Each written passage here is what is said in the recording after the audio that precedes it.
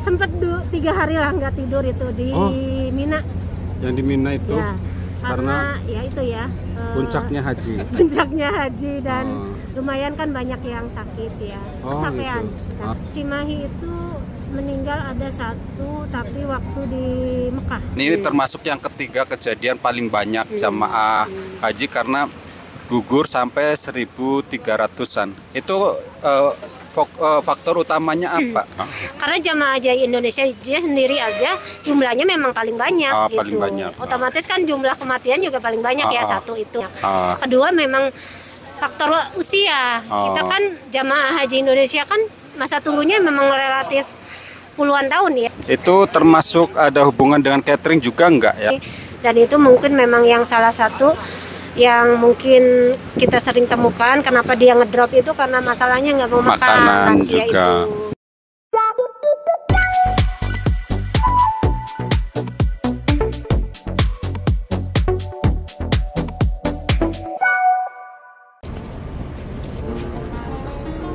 Di sini jalannya lagi diperbaiki.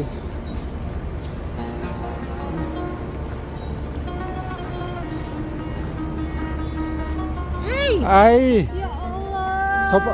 Apa coba? Tadi dulu. Bibi. Astagfirullahaladzim. Masalah. Oh, Bibi. Ketemu Mani. Iya. La ilaha illallah. Lagi par ketemuan karo iki. Bos travel komunitas umroh bersama. Masya Allah ini Bibi cantikku ya. Kalau orang Indramayu ngomong Bibi itu tante ya. Ini tanteku bener-bener ya dari Bandung. Aslinya Indramayu cuman tugas di kota Bandung ya Bi. Iya. Sekarang gimana tugas? Tugas jadi tenaga kesehatan. Dari lagi habis sholat. Dari Bandung kan? Ya. Jadi Masya Allah tabarakallah. Kemarin itu ketemu, sekarang ketemu lagi, Masya Allah. Namanya panggilan dari Allah Subhanahu Wa Taala untuk pergi ke tanah suci itu nggak disangka-sangka ini. Habis pergi umroh kemarin, langsung datang lagi menjadi petugas haji, Masya Allah. Alhamdulillah. Gimana kabarnya? Alhamdulillah, sehat. Kalau nggak ini ditutup, wah ini siapa? Saya yang kenal, saya kenal. Ini beda ya, Masya Allah. Tanteku ini. Mau mampir nggak? Apanya? Mau mampir? Oh, di mana? Di hotelnya, di Hotel Al Muktara. Al Muktara. Golden. Oh, deket berarti ini. 3 hari lagi. Masih 3 hari lagi. Ya, 3 hari Oh. lagi berangkat. Jadi ntar Hari ini besok lusa. pulang ke kampung apa ke Bandung langsung? Langsung ke Bandung. Oh, langsung kerja lagi. Awal ke Bandung soalnya. Oh, Masya Allah. Tidak disangka-sangka ini, Masya Allah, langsung tugasnya itu dekat di sini.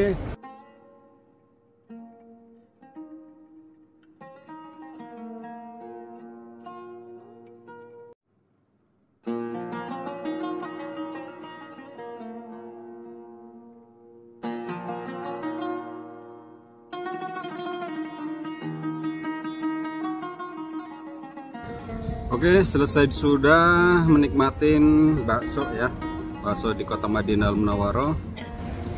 Sekarang Kang Rian akan sedikit berbincang-bincang dengan Bibi ya. Tanteku yang bertugas menjadi petugas medis kesehatan KBIH Bandung. Dari Bandung ya, petugas. Ini mewakili Kabupaten Bandung apa? Kloter Cimahi. Kloter Cimahi. Oh, jadi CKS 30. Oh, iya. Jadi beliau ini sebenarnya udah ketemu sebelum Ramadan. Umroh ya. Jadi sudah tahu lapangan dulu baru kesini. Ini rekomendasi dari siapa? Apa itu? Yang berangkat menjadi petugas kesehatan haji. Seleksi. Oh, Ikut seleksi dulu. ikut seleksi. Udah niat gitu. Udah. Oh. Kan begitu umroh minta doa, minta dipanggil ke sini. Masya Allah, tabarakallah.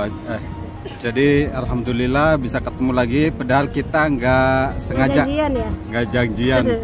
Cuman karena Masya Allah, tabarakallah, saking petakilannya Kang Rian, lagi apa namanya, lagi ngonten, tahu-tahu di dikagetin, disapa gitu. Alhamdulillah ketemu ya. Jadi sekalian ngajak jalan gitu. Sekarang Kang Rian mau tanya-tanya tentang suka duka ya. Suka duka menjadi petugas kesehatan dari Kabupaten Bandung, Kota Cimahi. Gimana suka dukanya? Gimana ya? Ya lebih banyak sukanya ya. Sukanya alhamdulillah bisa haji tahun ini. Kalau berdasarkan antrian daftaran saya masih 9 tahun lagi. Oh, 9 tahun lagi sama Bibi Uun. Bibi Uun sama 9 tahun lagi. Ya itu ya keuntungannya tuh. Kata kakak saya bilang saya tuh kayak Haji Furoda. Bisa langsung dipanggil tahun ini kan gitu. Ya itu cuman sebenarnya bukan duka ya. Sebenarnya nggak ada duka, cuman kekurangannya ya. Kekurangan namanya juga jadi petugas. Jadi dari awal memang niatnya sebagai petugas. Jadi nomor satu adalah tugas dulu. Tugas dulu. Ya. Jadi setiap kegiatan. Jadi sambil tugas sambil beribadah gitu. Tapi jangan mengutamakan ibadah. Kalau jamaah haji kan mengutamakan ibadahnya. Kalau petugas ya mengutamakan tugasnya dulu, gitu. Baru ibadahnya. Tapi karena saya kebetulan kan petugas kloter, ya, kalau petugas kloter tuh ngikutin kloternya. Kloternya dari mulai kloter datang ke tanah Arab ya. Kan saya jeda dulu tuh. Dari mulai namanya apa? Pertama datang ke Mekah teh boarding, check out, check in. Enggak, tawaf. Ya, tawaf wajib kita ikut. Rangkaiannya semuanya ini ikutin. Sampai terakhir tadi tawaf wadaan ya, perpisahan. Jadi kita ya ngikutin rangkaian ibadah hajinya gitu.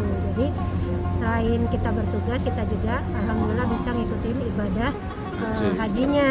Cuman maksudnya kita nggak bisa maksimal kayak misalnya sholat di Masjidil Haram tiap waktu nggak bisa karena kita terbatas dengan itu tugas-tugas kan. Terus ya itu yang lain jamaah tidur ya kita mah jaga. Jadi rolling atau gimana, sip-sipan? Enggak, jadi ada kalanya kita bisa di shift, ada kalanya enggak. Jadi kalau misalnya kayak waktu di Arafah atau Mina, itu kan kita dipisah tuh tendanya. Ya per tenda-tenda gitu. Jadi dibagi masing-masing tenda satu tenaga kesehatan gitu. Gitu. Ya jadi ya mau nggak mau kita full 24 jam tidurnya ya sambil ya gitu deh. Sempet 3 hari lah nggak tidur itu di Mina. Yang di Mina itu? Ya, karena ya itu ya. Puncaknya haji. Puncaknya haji dan lumayan kan banyak yang sakit ya. Kecapean. Gitu. Kecapean. Ya, jadi, ya mumpung ngobrolin yang di Mina, puncaknya haji kan di Mina gitu. Jadi untuk tahun ini gimana? Ada yang jamaah dari bawaan Kota Cimahi ada yang alhamdulillah gugur? kalau Cimahi itu meninggal ada 1 tapi waktu di Mekah. Di Mekah. Ya, karena kecapean pada saat wukuf ini tawaf wajib. Dia habis tawaf wajib. Terus pas kita lagi visitasi ditemukan dia lagi nyeri dada. Terus kita langsung rujuk rumah sakit. Di sana tindakan sih sudah cepat. Udah langsung dipasang PCI, ring jantung ya, PCI itu dipasang ring jantungnya. Sudah langsung cuci darah juga sudah. Pertolongan sudah maksimal, masuk langsung ICU, tapi qadarullah memang beliaunya tidak kuat. Ya sudah 5 hari perawatan meninggal. Ada berapa orang? 1 orang. 1 orang jadi saja. kita sudah kehilangan 1 orang. Yang lain-lain sih alhamdulillah sakit biasa, batuk pilek, paling ada yang mencret. Terus ini apa namanya? Di waktu di puncak haji itu Arafah. Apa saja yang mesti diperhatikan untuk para jamaah? Ya, mungkin saya ini ya bukan hanya di puncak haji ya, dari mulai datang kita misalnya yang gelombang 1 itu ke Madinah dulu, gelombang 2 itu ke Jeddah. Tapi pada prinsipnya adalah untuk jamaah-jamaah haji dihimbau bahwa jangan buru-buru pengen melaksanakan sholat langsung ke masjid. Karena biasanya pengalaman-pengalaman yang sudah adalah kita itu belum tahu arena medan ya, jadi yang terjadi adalah kesasar. Kesasar. Dan kita itu lumayan nyari jamaah yang kesasar tuh. Oh, ikut juga? Ya kita yang harus nyari sebenarnya. Kita tanggung jawab cari jamaah. Ya itu lumayan luar biasa ya mencari jamaah. Kondisi panas-panas itu sangat menguras tenaga. Kedua jamaahnya sendiri kan jadi dia udah nyasar-nyasar, muter-muter gak ketemu, akhirnya kelelahan dalam kondisi biasanya udah shock lah ya, dehidrasi gitu, ya. Kayak gitu. Jadi dihimbau jangan buru-buru lah, minimal harus ikuti himbauan petugas, istirahat dulu. Biasanya kita mending makan dulu gitu ya, persiapkan tenaga, sama hafalkan kita di hotel mana. Biasanya misalnya kalau hotelnya dia ada pintunya berapa. Kalau di saya waktu di Mekah itu ada 5 tower. Satu hotel. Jadi harus dihafalin tower berapa. Pintunya yang mana itu harus dihafalin, termasuk kamarnya. Kadang tower 1, 2, 3 kamarnya sama, lantainya sama. Cuman towernya yang berbeda. Banyak yang nyasar di situ juga pada satu hotel. Kayak gitu. Jadi harus tahu tempat dulu, persiapkan tenaga dulu. Biasanya kita ke situ kasih makan dulu, makanlah dulu gitu ya. Nggak usah buru-buru pokoknya. Nanti kalau udah fit, udah siap, baru kita ke masjid. Nggak apa-apa misalnya di sana misalnya gabungin nih duhur asar biar nggak bolak-balik capek ya. Kayak gitu. Kayak Madinah di sini, padahal jarak sih deket. Cuman 200 meteran lah ya. Tapi lumayan kalau bolak-balik itu karena panas yang terik itu satu kali balikan juga lumayan menguras energi gitu. Jadi baiknya sih duhur asar baru pulang, maghrib sama isya baru pulang. Itu akan lebih menghemat tenaga. Sekalian itikaf di masjid seperti itu. Kedua, untuk di waktu di wukuf nih ya, wukuf Arafah itu kan luar biasa ya panasnya. Itu harus APD tuh. Sebenarnya APD mah dari mulai kita datang juga APD. Tapi di sana lebih-lebih karena ngantri kamar mandi. Itu sangat panas. Jadi tidak ada namanya kayak semacam payung-payungnya kan. Jadi kita harus bawa payung sendiri. Oke, jadi yang masalah antri itu emang fasilitas di sana menurut itu apa kurang memadai ya? Ya memang namanya juga gurun ya. Jadi memang nggak kayak kan kalau kita makan di hotel mah enak ya. Di sana mah kan tenda. Jadi ya yang fasilitas di Armusna itu katanya kurang memadai karena tempatnya juga sempit, tendanya kadang ada yang nggak kebagian. Di toilet juga katanya antrinya panjang gitu. Emang begitu? Kalau walau alam ya tahun-tahun sebelumnya kayak gimana. Cuman kalau memang yang kita rasakan ya memang lumayan berjubel gitu. Dalam satu tenda itu gitu. Jadi ya masih kita hitung terlalu penuh lah ya gitu. Dalam satu tenda kita rasain gitu. Jadi untuk tahun ini kan termasuk Indonesia itu nomor kedua yang paling banyak gugurnya jamaah haji. Yang pertama adalah Mesri ya. Terus yang ketiga nggak tahu. Itu sebenarnya akibat dari apa itu kejadian tahun ini itu? Karena terbanyak termasuk adalah kejadian paling horor ketiga ya. Karena yang dulu ada di kejadian Mina, ini termasuk yang ketiga kejadian paling banyak jamaah haji karena gugur sampai 1.300-an. Itu faktor utamanya apa? Jadi gini ya, kalau menurut saya untuk jamaah haji Indonesia kenapa masuk ke hitungnya banyak? Karena jamaah haji Indonesia dia sendiri aja jumlahnya memang paling banyak gitu. Paling banyak. Otomatis kan jumlah kematian juga paling banyak ya satu itu. Dibanding negara lain kan jumlahnya lebih sedikit. Kalau kita paling banyak kan di dunia itu kan salah satu negara yang terbanyak adalah Indonesia. Jadi dari jumlahnya pasti otomatis banyak. Kedua memang faktor usia. Kita kan jamaah haji Indonesia kan masa tunggunya memang relatif puluhan tahun ya. Otomatis usianya memang sudah pada lansia, relatif lebih dalam satu kloter aja saya 40% tuh lansia sama restrinya. Jadi otomatis itu yang faktor utama kesehatan ya. Kalau lansia kan mudah sakit gitu ya, kondisi fisiknya kan mulai lemah gitu. Jadi untuk iklan. Aduh, ada masalah ini kayaknya. ada kebakaran ini. Kebakaran itu. Iya, terus kalau dilihat dari secara medis itu kebanyakan itu lebih ke penyakit apa? Kalau di ini mah bicara di kloter saya ya, dengan melihat di kloter-kloter lain memang yang angka kematian itu relatif dia memang cenderung bawa penyakit bawaan dari rumah sakit. Dari rumah sakit dari Indonesia. Dan itu yang memperberat gitu. Namanya komorbid. Komorbid itu penyakit bawaan. Jadi yang dimana dia itu harus ya intinya nggak boleh kelelahan gitu. Tapi kan di sisi lain memang ibadah di sini itu kan memang ibadah fisik ya.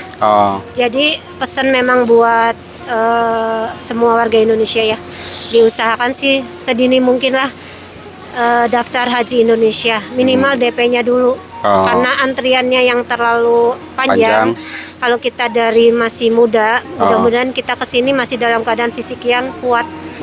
Relatif mereka udah umurnya 60 dan 70 kesini tuh. Iya benar. Dan itu dilema kan.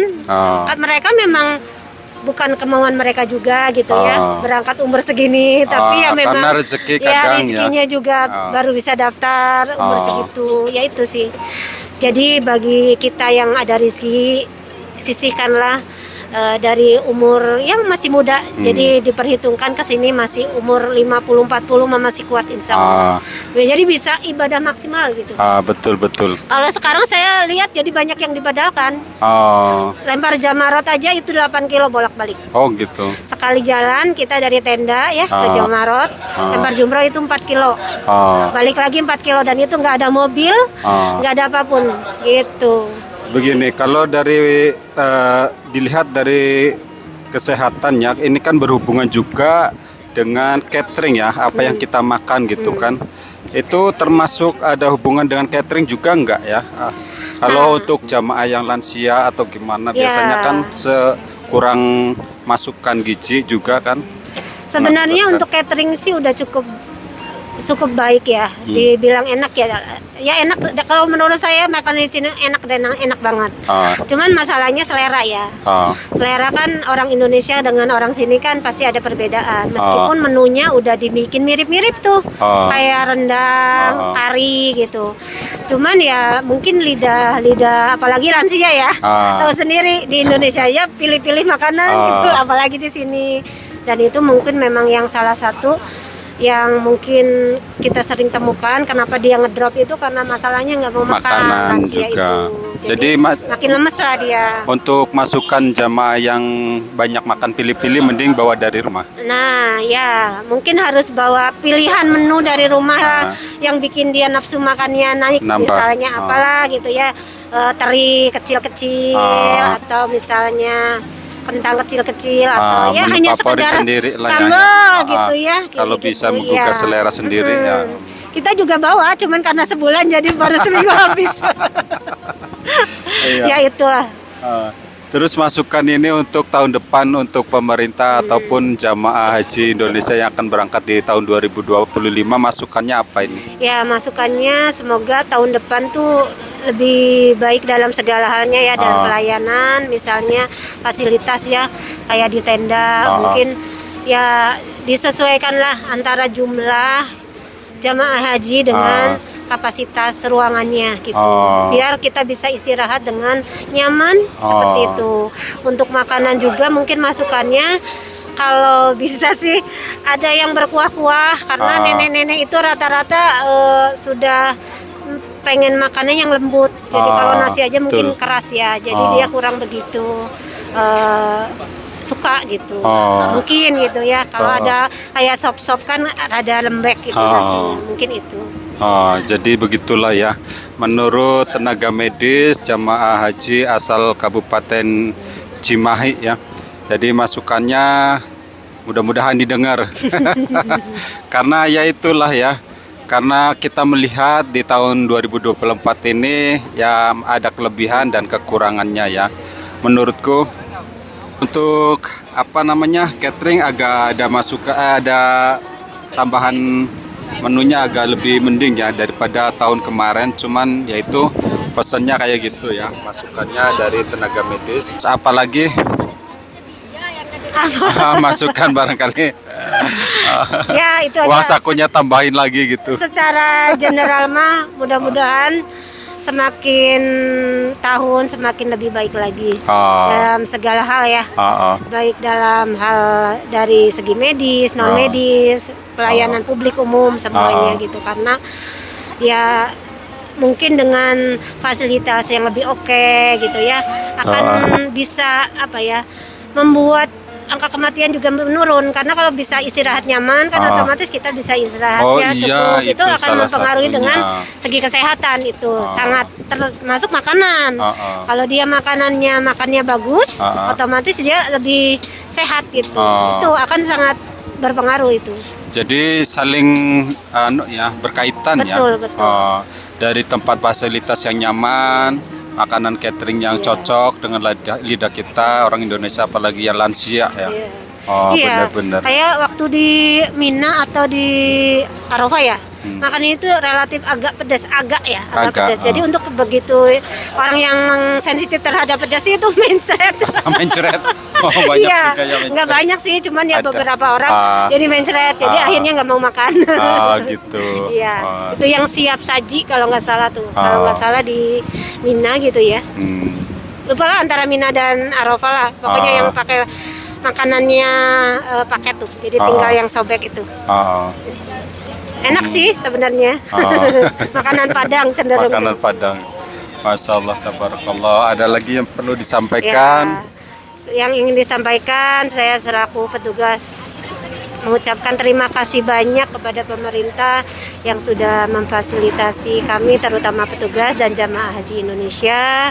Semoga tahun depan bisa lebih baik lagi dan terus lebih baik, dan kepada jamaah Indonesia saya juga ucapkan terima kasih kerjasamanya sudah bisa mengikuti himbauan-himbauan kami sehingga kita sama-sama bisa menjalankan ibadah haji ini dengan sehat. Mudah-mudahan semuanya menjadi jemaah haji yang mabrur. Amin. Pulang ke Indonesia dalam keadaan sehat, bahagia, dan mabrur insya Allah. Oke, alhamdulillah akhirnya bisa ngobrol dengan petugas haji, petugas kesehatan dari Kota Cimahi, Kabupaten Bandung ya. Masya Allah, tabarakallah. Jadi beliau ini adalah tanteku ya, yang nggak sengaja di tahun ini, haji tahun 2024 ketemu di sini ya. Masya Allah, tabarakallah. Mudah-mudahan bisa ketemu. Ini sebenarnya mau pulang saya juga. Oh gitu, ayo barengan tuh. Aduh, nggak tahu, atau mungkin antara bulan depan. Ini antara bulan depan atau nanti bulan Januari atau sebelum Lebaran lah, karena ini menih sedih. Iya. Jangan nangis. Saya juga sedih sebenarnya. Tapi ya itu keluarga saya ada di Indonesia, jadi betah sih di sini. Tapi tetap kita lebih betah di Indonesia. Karena yang namanya kerja di sini kan sesuai dengan izin tinggal kan, ID card gitu. Jadi kalau diperpanjang, insya Allah sampai tahun berikutnya sebelum Ramadan gitu. Kalau nggak diperpanjang, ya mungkin ya begitulah ya. Pengennya mah berlanjut sampai sebelum Ramadan gitu. Karena kan ada kebutuhan yang mesti dicukupin dulu sebelum pensiun. Karena namanya pendidikan anak kan mesti dipikirkan setelah kita pensiun dari kerjaan gitu. Jadi ya itulah sedih. Minta doanya. Kita doakan ya, semoga Kang Rian cita-citanya tercapai, hajatnya diijabah sama Allah ya. Amin, amin ya Allah ya Rabbul Alamin ya. Jadi tidak kurang-kurangnya Kang Rian selalu doakan untuk para subscriber dan viewers ya Survivor Madinah. Semoga selalu dilimpahkan rezekinya, panjangkan umurnya, agar kelak bisa menjalankan ibadah haji ataupun umroh, serta bisa ziarah ke makam baginda Rasulullah SAW dan tempat sejarah-sejarah lainnya di kota Madinahul Munawwarah. Jadi Masya Allah, tabarakallah, senang banget sebenarnya ketemu dengan bibiku, tante ya kalau orang Indonesia bilang tante ini sebenarnya keluarga saya, keluarga dekat, menjadi petugas kesehatan itu di luar dugaan saya gitu. Sama saya juga senang jadi diajak jalan-jalan. Sebenarnya kalau bukan jadi Indonesia. Sebenarnya kalau bukan jadi petugas haji, Kang Rian itu pengen bawa mendaki ya. Karena di sekitaran sini tuh view-nya bagus juga gitu. Cuman karena menjadi petugas haji, akhirnya Kang Rian lebih memilih mengambil tempat yang dekat di sekitaran Masjid Nabawi karena barangkali ada emergency calling ya. Jadi kita siap siaga gitu. Walaupun jangan dibilang kita nggak siaga, makanya beliau selalu pakai baju dinas ya. Itu karena beliau itu selalu siap dan siaga. Insya Allah 24 jam. Semalam juga habis pergi ke mana rumah sakit? Enggak, semalam standby di hotel. Yang dari rumah sakit itu? Oh, udah kemarin. Oh, kemarin, iya. Kemarin nganterin jamaah haji yang sakit ke rumah sakit khusus Haji Indonesia, KKHI Madinah. Konsultasi dan alhamdulillah jamaah hajinya tidak usah dirawat dan balik lagi yang tadi kita ketemu di lobby hotel. Jadi karena tensinya itu tinggi ya, ya karena demam, demamnya batuk panas ya. Jadi perlu penanganan yang lebih lanjut.